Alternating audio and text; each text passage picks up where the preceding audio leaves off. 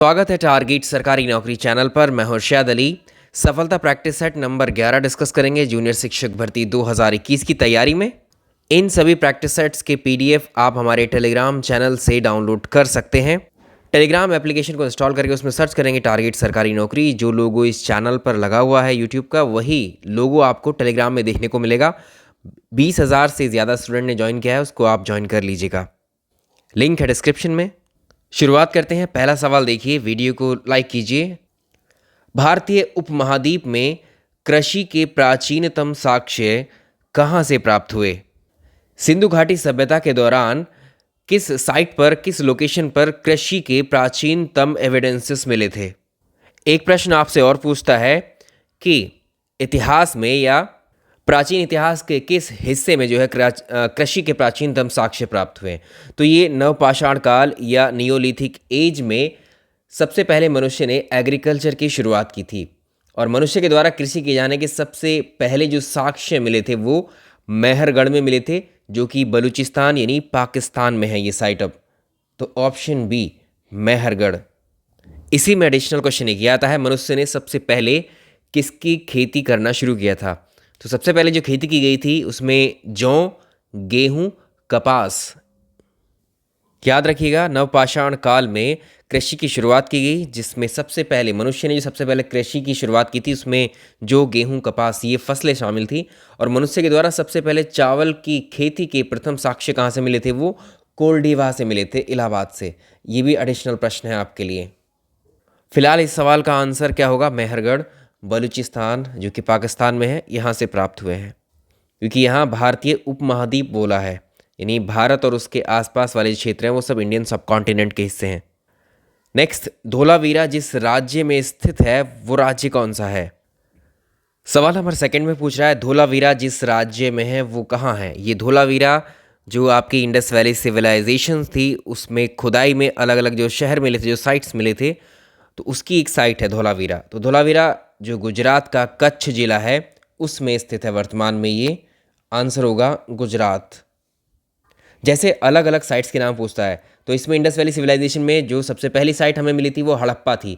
हड़प्पा रावी नदी के किनारे पर थी। ये आप सुन लीजिए just for revision. Harappa Ravi नदी के किनारे पर थी। दयाराम साहनी ने इसका उत्खनन करवाया था, और ये पाकिस्तान के मोंटगोमरी जिले में थी। इसकी वर्तमान लोकेशन है। मोहनजोदड़ो सिंधु नदी के किनारे पर हुई सभ्यता। मोहनजोदड़ो जो शहर था वो सिंधु नदी के किनारे पर था, जिसकी खुदाई करवाई थी राखलदास बनर्जी ने। ये पाकिस्तान के लरकाना ज़िले में है, यानी हड़प्पा और मोहनजोदड़ो दोनों साइट वर्तमान में पाकिस्तान में है। चन्हुदड़ो जैसे सिंधु नदी के किनारे पर थी, और ये जो है पाकिस्तान के सिंध प्रांत में है। और अगर हम भारत की बात करें तो इसमें कालीबंगा है। कालीबंगा जो है घग्गर नदी के किनारे पर थी ये साइट। ए घोष ने इसकी खुदाई करवाई, और ये राजस्थान के हनुमानगढ़ में स्थित है। जैसे भारत में एक और है लोथल। लोथल और रोपड़ ये कहाँ की हैं? भारत की है। रोपड़ है पंजाब में और लोथल है गुजरात में। आलमगीरपुर है एक साइट, ये मेरठ में है। इसी तरह से राखीगढ़ी कहाँ पर है? हरियाणा में। तो ये आपको याद रखने हैं। एक ही प्रश्न के जैसे कई सारे प्रश्न फ्रेम किए जा सकते हैं। तो एडिशनल इन्फॉर्मेशन यहाँ पर ऐड कर दी गई है। ये भारत की साइटें हैं जो इंडस वैली सिविलाइजेशन में भारत में जो स्थल थे वो हैं। ये सारे भारत में जो स्थल हैं। तो कालीबंगा राजस्थान में है, रोपड़ पंजाब में है, लोथल गुजरात में है, आलमगीरपुर मेरठ उत्तर प्रदेश में, राखीगढ़ी हरियाणा में, और धोलावीरा गुजरात में। ऋग्वेद में सर्वाधिक संख्या में जो मंत्र लिखे हुए हैं वो किससे संबंधित है? ऋग्वेद को आप जानते हैं सभी 4 वेदों में सबसे प्राचीनतम वेद है। ऋग्वेद की रचना पूर्व वैदिक काल में हुई थी, 1500 बीसी से लेकर 1000 बीसी के अंतर्गत। एक सवाल और आता है, जो हमारा ऋग्वेद है उसकी बहुत सारी बातें एक ईरान के प्राचीनतम ग्रंथ से मिलती हैं, जिसका नाम है अवेस्ता या जैन अवेस्ता बोलते हैं। ये भी प्रश्न पूछा हुआ है। ऋग्वेद में कुल मिलाकर के 10 मंडल हैं, 10 किताबों से मिलकर के बना है ऋग्वेद कंप्लीट। और ऋग्वेद में लिखे हुए हैं 1028 मंत्र या श्लोक या हिम्स। ये ईश्वर की प्रशंसा में लिखे हुए मंत्र हैं। ऋग्वेद के अकॉर्डिंग सबसे प्रसिद्ध, सबसे फेमस जो देवता है इसमें वो किसको बताया गया है? ऋग्वेद में जो प्रमुख देवता बताया गया है वो देवता इंद्र को या देव इंद्र को बताया गया है। अकेले इंद्र के लिए 250 मंत्र लिखे हुए हैं ऋग्वेद में, यानी 250 बार जिक्र आया है किसका? इंद्र का। उसके बाद नंबर 2 पे 200 मंत्र सबसे ज़्यादा। सेकंड नंबर पे किसके लिए हैं? फर्स्ट नंबर पर आते हैं देव इंद्र के लिए और सेकंड नंबर पे आते हैं अग्नि के लिए। ऑप्शन में सेलेक्ट कर सकते हैं अब आप। ऋग्वेद में सर्वाधिक मंत्रों की संख्या जो है वो इंद्र के लिए है, लेकिन ऑप्शन में इंद्र नहीं है, तो दूसरा जो ऑप्शन है इसमें वो अग्नि है। अग्नि के लिए 200 मंत्र लिखे हुए हैं। प्रथम बौद्ध समिति या प्रथम बौद्ध महासंगीति फर्स्ट बुद्धिस्ट काउंसिल का आयोजन कहाँ करवाया गया था? किसके द्वारा करवाया गया था? बुद्ध धर्म में समय समय पर अलग से चेंजेस रिफॉर्म्स परिवर्तन करने के लिए समय के अकॉर्डिंग 4 बार महाबौद्ध संगीति करवाई गई थी। तो टोटल नंबर भी पूछता है आपसे, कितनी बुद्धिस्ट काउंसिल हुई थी? 4 बुद्धिस्ट काउंसिलों का आयोजन हुआ था, वो भी अलग अलग टाइम पीरियड में, जिसमें पहली, यहाँ क्वेश्चन में पहली पूछी है, तो इसमें जो है पहली जो बुद्धिस्ट काउंसिल हुई थी, ये इन्फॉर्मेशन बहुत इंपॉर्टेंट है, एक ज़रूर पूछी जाती है इसमें। तो प्रथम बौद्ध समिति का आयोजन करवाया गया था राजगीर में, और इसको किसके शासनकाल में हुआ था? इसका आयोजन अजात शत्रु के शासनकाल में हुआ था और इसकी अध्यक्षता की थी महाकश्यप ने। और इस फर्स्ट बुद्धिस्ट काउंसिल में जो बौद्ध धर्म के 2 इम्पॉर्टेंट बुक्स हैं, होली बुक्स, सुत्त पिटक और विनय पिटक, सुत्त पिटक और विनय पिटक का संकलन किया गया था। आंसर कर सकते हैं ऑप्शन बी आप।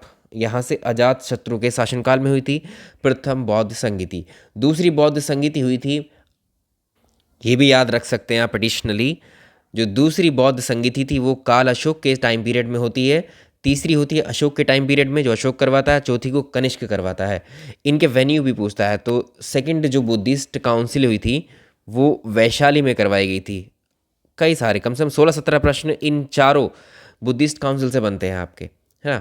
तो अशोक ने जो है ये कहाँ पर करवाई थी? पाटलिपुत्र में करवाई थी इसका आयोजन। और लास्ट वन कनिष्क ने जो है ये कश्मीर में करवाई थी, ठीक है। तो ये वेन्यू है और जिन शासकों के शासनकाल में हुई है। एक इनके अध्यक्ष के बारे में पूछता है, तो इसमें अगर आप देखो दूसरी वाली बुद्धिस्ट काउंसिल की अध्यक्षता की थी सबा कमी ने। तीसरी वाली की थी जिसको अशोक ने करवाया था, टिस्सा ने की थी इसकी अध्यक्षता। और लास्ट में वसुमित्र ने की थी। तो एक प्रश्न के लिए काफ़ी इतनी जानकारी। निम्नलिखित में से किसे एशिया के ज्योतिपुंज के तौर पर जाना जाता है? बौद्ध धर्म के संस्थापक थे गौतम बुद्ध। गौतम बुद्ध को ही एशिया का ज्योतिपुंज यानी लाइट ऑफ एशिया कहा जाता है। साथ ही शाक्य मुनि भी कहा जाता है। ऑप्शन ए सही हो जाएगा इसका आंसर। और आपसे पूछता है गौतम बुद्ध का जन्म कब हुआ था? तो 563 BC में हुआ था। कहाँ पर? लुम्बिनी में। लुम्बिनी में हुआ था। और लुम्बिनी कहाँ पर है ये? कपिलवस्तु। कपिलवस्तु कहाँ पर? नेपाल में। तो ये बहुत इंपॉर्टेंट फैक्ट है इनके जन्म से संबंधित। लुम्बिनी को ही अशोक के द्वारा टैक्स फ्री किया गया था क्योंकि यहाँ पर जन्म हुआ था गौतम बुद्ध का। चलिए नेक्स्ट सवाल पर। सती प्रथा का प्रथम अभिलेख साक्ष्य कहाँ से प्राप्त हुआ है? कौन सा है? एक्चुअली जो सती प्रथा का प्रथम अभिलेख साक्ष्य जो मिलता है वो एरन अभिलेख से मिलता है। एरन अभिलेख को गोपराज नाम का एक सेनापति था उसने लिखवाया। एक्चुअली जो गोपराज नाम का एक सेनापति था उसकी पत्नी जो है सती हुई थी, इस बात की जानकारी एरन अभिलेख से मिलती है। तो ये गुप्त काल की बात है। तो ये गुप्ता टाइम पीरियड की बात है, यहाँ मेंशन कर दिया है। निम्नलिखित में से कौन सिंचाई पर कर लगाने वाला दिल्ली में प्रथम सुल्तान था? इसको लगाने वाला था फिरोज शाह तुगलक। Option C. इसने विस्तृत नहर प्रणाली का निर्माण करवाया था। तो इसका नाम था, इस सिंचाई टैक्स का जो नाम था वो था नकेसर्व नामक सिंचाई टैक्स था, जो कि भूमि की उपज होती थी उसका 10% था। ये फिरोज शाह तुगलक ने इम्पोज किया था, जो कि सिंचाई कर लगाने वाला दिल्ली का प्रथम सुल्तान बना। निम्नलिखित में से किस मध्यकालीन शासक ने सार्वजनिक वितरण प्रणाली पब्लिक डिस्ट्रीब्यूशन सिस्टम, जो आज सस्ते गल्ले की जो दुकानें होती हैं, राशन की दुकान होती हैं, ये वाला सिस्टम हमें मध्यकाल में किसका देखने को मिलता है? तो याद रखिएगा जो अलाउद्दीन था, अलाउद्दीन खिलजी, ये मेडिवल इंडिया का पहला सुल्तान था जिसने राशनिंग व्यवस्था यानी सार्वजनिक वितरण प्रणाली यानी पब्लिक डिस्ट्रीब्यूशन सिस्टम शुरू किया था और उसने कीमतों पर जो है बाज़ार की मार्केट की जो कीमतें हैं उन पर कंट्रोल करने के लिए एक बाज़ार के अधीक्षक को भी नियुक्त किया था। तो मार्केट प्राइस कंट्रोल के लिए भी सेम ही क्वेश्चन का आंसर आप जानते हैं, अलाउद्दीन खिलजी रहेगा। तो इसका आंसर होगा ऑप्शन ए, यानी बाजार की कीमतें, जो सामान बिकेगा बाजार में उनकी कीमतें निश्चित की गई, तय की गई अलाउद्दीन के द्वारा, या जो भी अधीक्षक नियुक्त करेगा वो प्राइस को फिक्स कर देगा और उसी पर व्यापारी अपने सामान को बेचने के लिए बाध्य होते थे। ब्रिटिश साम्राज्य में अवध का जो विलय था वो कब किया गया था?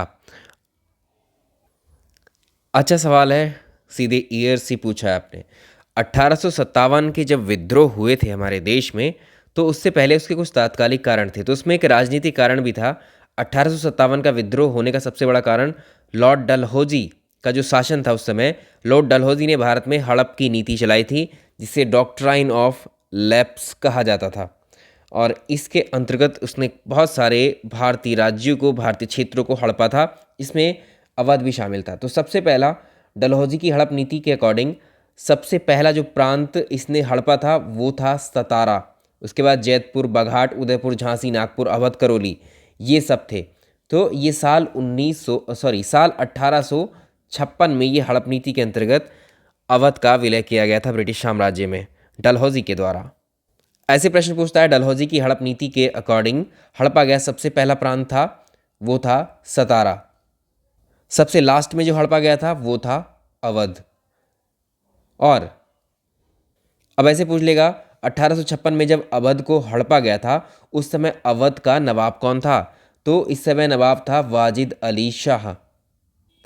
ईस्ट इंडिया कंपनी के निर्माण के समय इंग्लैंड में किसका शासन था? ईस्ट इंडिया कंपनी की जो स्थापना की गई थी वो 31 दिसंबर सन 1600 एडी ईस्वी में की गई थी। इस समय देखना है आपको इंग्लैंड में किसका शासन था, तो इस समय महारानी एलिजाबेथ टेलर प्रथम थी। तो ऑप्शन बी। भारतीय पुरातत्व सर्वेक्षण की स्थापना किसके शासनकाल में हुई थी? Archaeological survey of India. भारतीय पुरातत्व सर्वेक्षण यानी एएसआई के सबसे पहले, या ऐसे समझते हैं, लॉर्ड कर्जन जो था, लॉर्ड कर्जन का जो शासनकाल था वो 1899 से लेकर के 1905 तक था। और इसने भारतीय पुरातत्व सर्वेक्षण यानी archaeological survey of India ASI की स्थापना की, जिसका मुख्यालय कहाँ पर था? जिसका मुख्यालय कहाँ था? कोलकाता में था, कोलकाता में था। और इसने एएसआई का जो प्रथम अध्यक्ष बनाया था वो बनाया था किसको? John Marshall. John Marshall ASI के प्रथम अध्यक्ष हुए। जॉन मार्शल की अध्यक्षता में ही दयाराम साहनी और राखलदास बनर्जी की दो टीम गठित की गई थी, जिन्होंने हड़प्पा और मोहनजोदड़ो साइट्स को खोजा था। इसका आंसर हो जाएगा ऑप्शन ए। निम्नलिखित में से किस अधिनियम के तहत कलकत्ता में सुप्रीम कोर्ट, सर्वोच्च न्यायालय की स्थापना का प्रावधान किया गया था? इस वाले रेगुलेटिंग एक्ट के तहत, ये था रेगुलेटिंग एक्ट 1773। इसके फीचर्स पे क्वेश्चंस बहुत बनते हैं। तो ब्रिटिश संसद में भारत के लिए पारित होने वाला ये प्रथम एक्ट था, पहला कानून था। इस एक्ट के तहत बंगाल के गवर्नर को बंगाल का गवर्नर जनरल कहा जाने लगा। तो जो बंगाल का गवर्नर था इस एक्ट के तहत, अब वो क्या हो गया? बंगाल का गवर्नर जनरल। और साथ ही, इसी के साथ ही, जो बंगाल का अंतिम गवर्नर था वो वॉरेन हेस्टिंग था, और बंगाल का पहला गवर्नर जनरल कौन था? वो भी वॉरेन हेस्टिंग ही था। अब इसमें हम बात करते हैं किसकी? इस रेगुलेटिंग एक्ट की प्रमुख विशेषता में क्या थी कि इसके तहत ही बंगाल में 1774 ईस्वी में, एक्ट तो 73 में आया था, बंगाल में 1774 ईस्वी में क्या किया गया? एक सुप्रीम कोर्ट, सर्वोच्च न्यायालय की स्थापना की गई। बंगाल में कहाँ? कोलकाता में।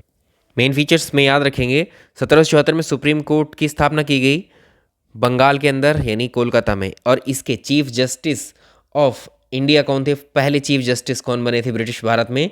Elijah Impey. इसके साथ 3 अदर जज भी थे।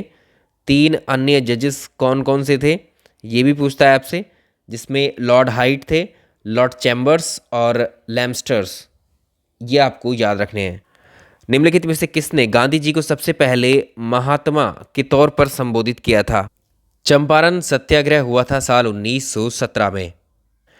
तो गांधी जी ने भारत में सत्याग्रह का अपना पहला प्रयोग साल 1917 में बिहार के चंपारण जिले से स्टार्ट किया था। इसके प्रमुख कारण थे, चंपारण में जो है नील के बागान के जो मालिक थे वहाँ पर 3 कठिया व्यवस्था लागू कर रखी थी। यानी किसान जो उनकी भूमि थी जिस पर वो कृषि करते थे, उस भूमि का 3/20 भूमि के 3/20 भाग पर जो है नील की खेती करना अनिवार्य था।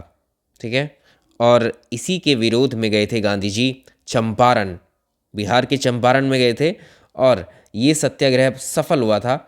इस चंपारण सत्याग्रह के सफल होने के बाद में रविंद्रनाथ टैगोर ने गांधी जी को पहली बार महात्मा कहा। तो ऑप्शन सी कर लेंगे इसका आंसर आप।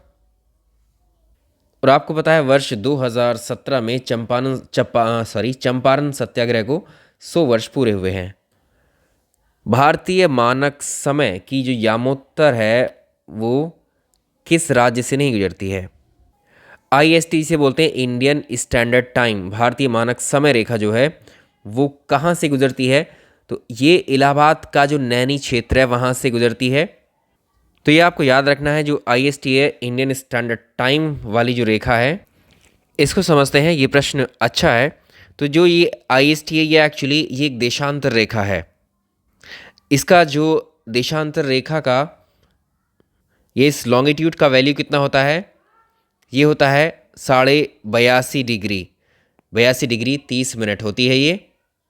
और अगर आप यहाँ से देखोगे गुजरात से लेकर के इन दो छोर पर, ये पश्चिमी छोर है भारत का, ये पूर्वी छोर है, इन दोनों में अगर टाइम पीरियड का गैप देखोगे तो यहाँ पर 2 घंटे का समय होता है, 2 घंटे का गैप होता है। और ये 82.5 डिग्री का जो पूर्वी देशांतर है, इसी देशांतर को हमारे देश में भारतीय मानक समय रेखा माना जाता है। इसी के अकॉर्डिंग समय डिसाइड किया जाता है हमारे देश में। अच्छा सवाल है, ये 5 राज्यों से होकर के गुजरती है, जिसमें उत्तर प्रदेश में इलाहाबाद के पास से निकलती है ये, मध्य प्रदेश, छत्तीसगढ़, आंध्र प्रदेश, उड़ीसा से होकर गुजरती है। अब नहीं वाला ऑप्शन सेलेक्ट कर सकते हो आप। आंध्र प्रदेश से जाती है, छत्तीसगढ़ से जाती है, उत्तर प्रदेश से भी जाती है, लेकिन नहीं जाती है किससे? ये महाराष्ट्र से नहीं जाती है। एक रेखा और होती है, ये जाती है ऐसे इस तरह से, इसको बोलते हैं कर्क रेखा। ये होती है कर्क रेखा, 23.5 डिग्री का नॉर्थ लैटिट्यूड है।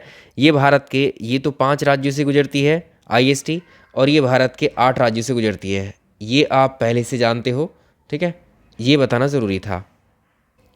निम्नलिखित में से किस स्थान पर सबसे कम बारिश होती है? भारत में सबसे कम बारिश वाला जो क्षेत्र है वो है लेह वाला क्षेत्र या लद्दाख। इसे शीत मरुस्थल के नाम से भी जाना जाता है। यहाँ पर जो औसत बारिश है वो 12 mm होती है। जैसलमेर में थोड़ी सी ज़्यादा होती है यहाँ के मुकाबले, 25 mm। तो इसका आंसर हो जाएगा ऑप्शन डी, लेह। डोवर जल संधि किस किस को कनेक्ट करती है? जो डोवर स्ट्रेट है, ये स्ट्रेट ऑफ डोवर कहा जाता है इसको, और ये कनेक्ट करती है इंग्लिश चैनल को, इंग्लिश चैनल के साथ जो नॉर्थ सी है, उत्तरी सागर को। Option C. 2011 की जनगणना के अंतिम आंकड़ों के अनुसार भारत की जनसंख्या विश्व की जनसंख्या का कितने प्रतिशत है? जो विश्व की, पूरे विश्व की सभी देशों की जो जनसंख्या है उसका अगर आप परसेंटेज निकालोगे भारत का कितना परसेंट बैठता है, तो भारत की जनसंख्या विश्व की कुल जनसंख्या की 17.5% होती है। और ये हमारी 2011 की जनगणना के अकॉर्डिंग है। 2021 को देखोगे तो ये प्रतिशत अब बढ़ चुका होगा। यानी जो 121 करोड़ पॉपुलेशन 2011 की जनगणना के अनुसार हमारे देश की है, उसके अकॉर्डिंग हम 17.5% जनसंख्या ऑक्यूपाई करते हैं पूरे विश्व की। लैंड को देखोगे, विश्व का जो एरिया है वो एरिया कितना है भारत का? भाई विश्व में जो जनसंख्या है वो 17.5% है हमारे देश की, और विश्व में जो क्षेत्रफल है वो कितना है हमारे देश का? 2.4%। जनगणना 2011 के अंतिम आंकड़ों पर आधारित सर्वाधिक जनसंख्या वाले 4 राज्यों का सही क्रम बताना है। आप जानते हैं हमारे देश में 2011 की जनगणना के अकॉर्डिंग सबसे ज़्यादा जो पॉपुलेशन है वो उत्तर प्रदेश में है। तो पहला राज्य तो उत्तर प्रदेश होगा। यहाँ चारों ऑप्शन में आपको यूपी नज़र आ रहा है। लगभग 19 करोड़ 98 लाख पॉपुलेशन यूपी की है, यानी 20 करोड़ कहते हैं इसको हम लगभग। और दूसरे नंबर पे आता है महाराष्ट्र में है 11 करोड़। ऑप्शन में यहाँ भी महाराष्ट्र है, यहाँ भी महाराष्ट्र है, यानी ये दो ऑप्शन हमने एलिमिनेट कर दिए। तो अब पहले और चौथे में से आंसर होगा। थर्ड पोजीशन पर तीसरे नंबर पे आता है बिहार की पॉपुलेशन 10 करोड़ है, तो ये रहा। और पश्चिम बंगाल की 9 करोड़ है। पहला आंसर आप यहाँ से निकाल लेंगे बहुत आसानी से, तो ये भी हट जाएगा। जनगणना 2011 के अंतिम आंकड़ों के अनुसार भारत में सर्वाधिक लिंगानुपात वाला जिला, सवाल आता था कि भारत में सर्वाधिक सेक्स रेशियो वाला जो स्टेट था वो, या सबसे ज़्यादा सेक्स रेशियो वाला यूटी। अब यहाँ पर डायरेक्टली पूछ लिया है सब में जिला कौन सा है वो।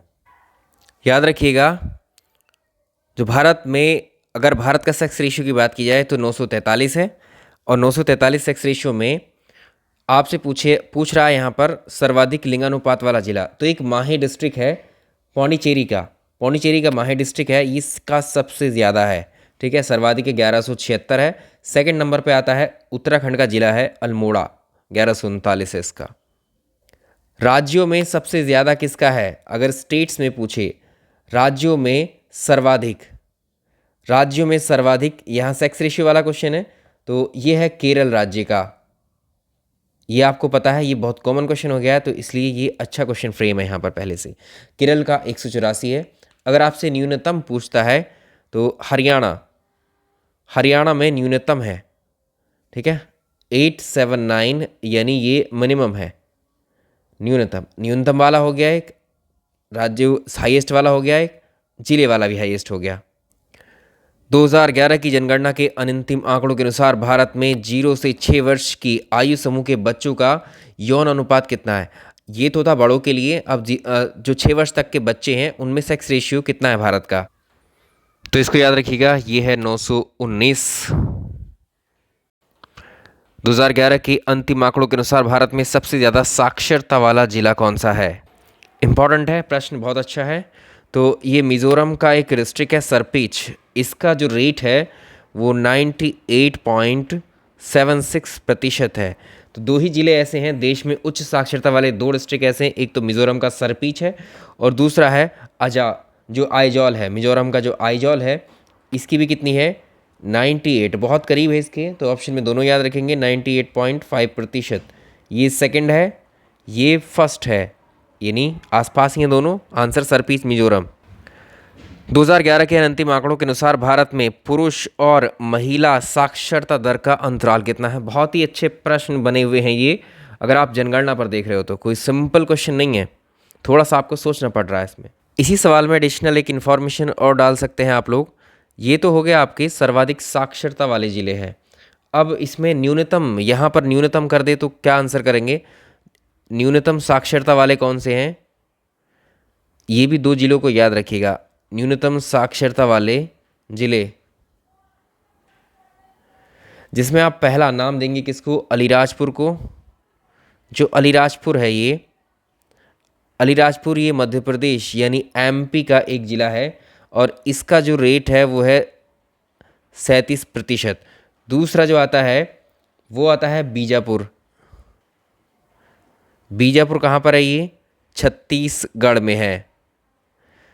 इसका जो रेट है इसका जो है वो कितना है, 41.58%। दोनों याद रखने हैं। हम बात कर रहे हैं महिला और पुरुष साक्षरता दर की।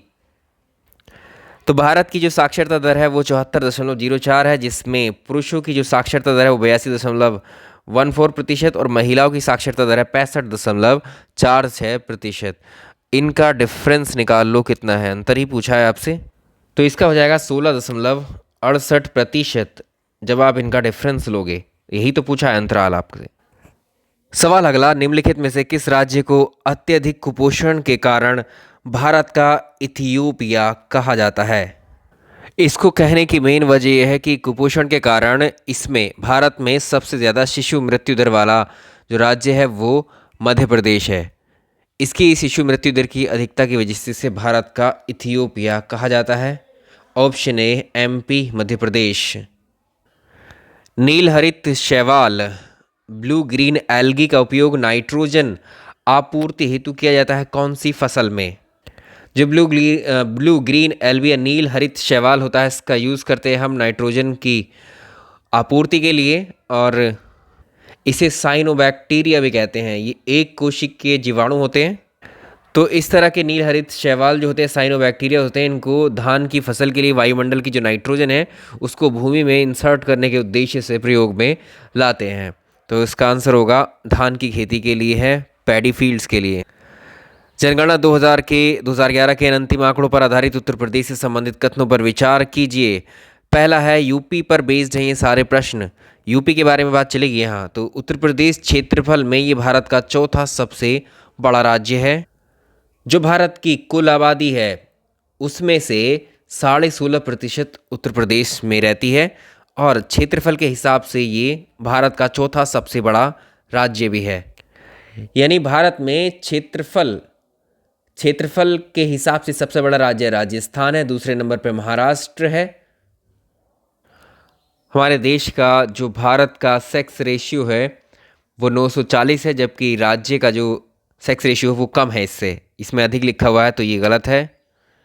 इसकी साक्षरता दर लिटरेसी रेट औसत से कम है, ये बात बिल्कुल ठीक है। इसका आंसर आप कर पाएंगे, first second and fourth answer सही है।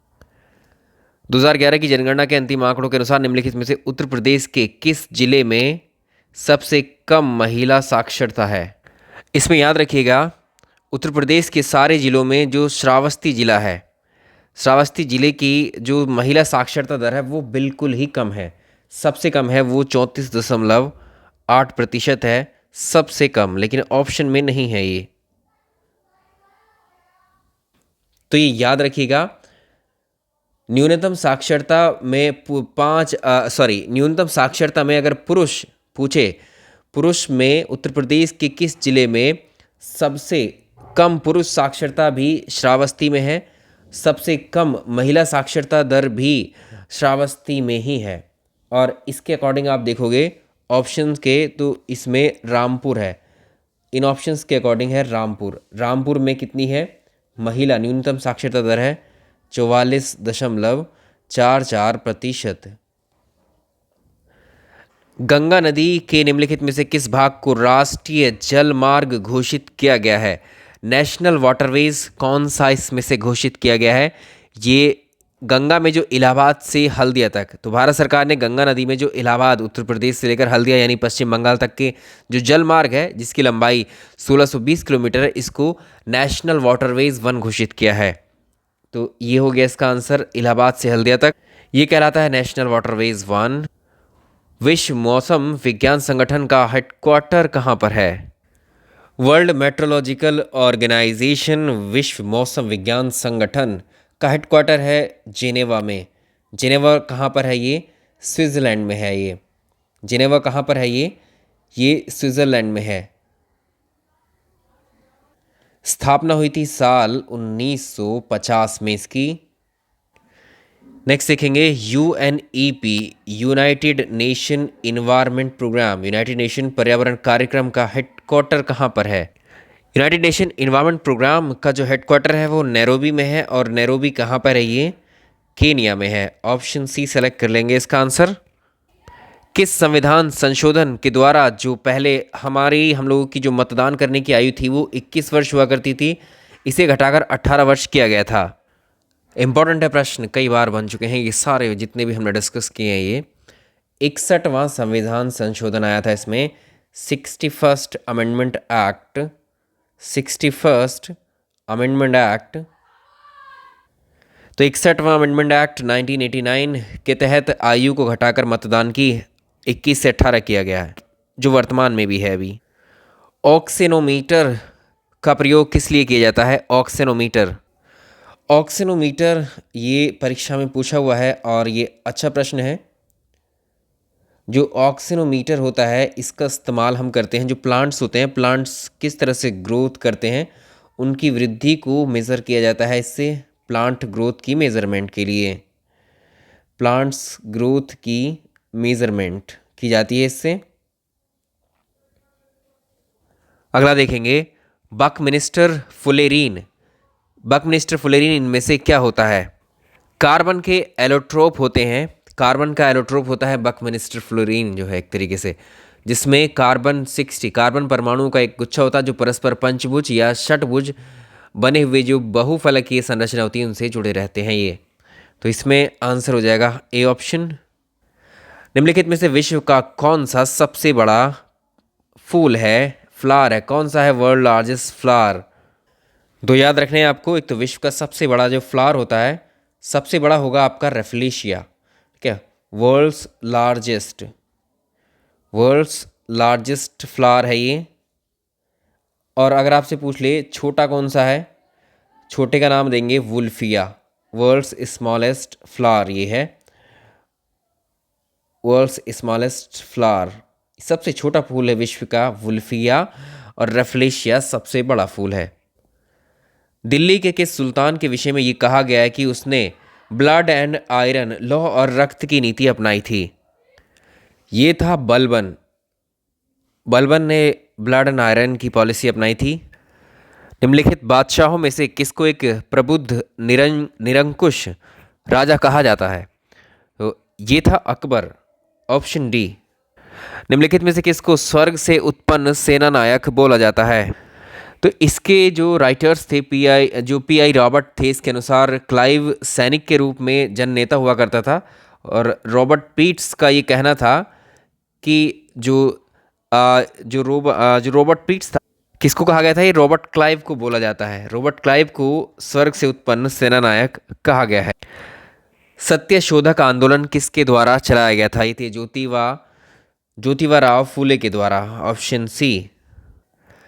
राजा राम मोहन राय के द्वारा जो संस्था स्थापित की गई थी सबसे पहले वो कौन सी थी? ये थी आत्मीय सभा।